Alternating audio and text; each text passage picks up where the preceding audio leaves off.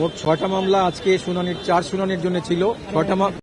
৬টা মামলায় আজকে আমরা এক বিষয় বলেছি যে সাবেক প্রধানমন্ত্রী তিনি তার পরিবারের সদস্যদেরকে রাজুকের যে আইন বিধি এবং নীতিমালা ছিল সেগুলো ব্রেক করে কর্মকর্তাদের সহায়তায় তাদের প্ররোচনায় অর্থাৎ তার প্রভাবে এবং তার দ্বারা প্রভাবিত হয়ে গণকর্মকর্তারা তাকে যে সহযোগিতা করেছেন সেই সমস্ত বিষয়ে আমরা উল্লেখ করেছি এবং সেই উল্লেখের প্রেক্ষিতে বিজ্ঞ আদালত এগুলো শুনেছেন এবং রেকর্ডপত্র যাচাই করে পর্যালোচনা করে তিনি তাদের বিরুদ্ধে চার্জ গঠন করেছেন।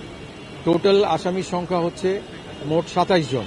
এই 27 জনকে বিচারের কাঠগড়ায় দাঁড়ানো অর্থাৎ সাক্ষ্য গ্রহণের জন্য আগামী 11 তারিখে 5 নম্বর কোর্টে, বিশেষ জজ আদালত 5-এ এবং 13 তারিখে বিশেষ জজ আদালত 4-এ, এই 3টা মামলা এই 4-এ এবং 3টা মামলা 5 নম্বর কোর্টে 2টা তারিখে বাদীদের সাক্ষ্য গ্রহণের জন্য ধার্য করা হবে। তার পক্ষে কেউ দাঁড়ানোর কোনো সুযোগ নেই। তাকে এসে সারেন্ডার করতে হবে, জামিন নিতে হবে এবং অথবা ফেস করতে হবে, মামলা ফেস করতে হবে। কয়জন সদস্য আসামি? 7 জন। শেখ হাসিনা পরিবারের 7 জন। শেখ হাসিনা সহ আরো 6 জন।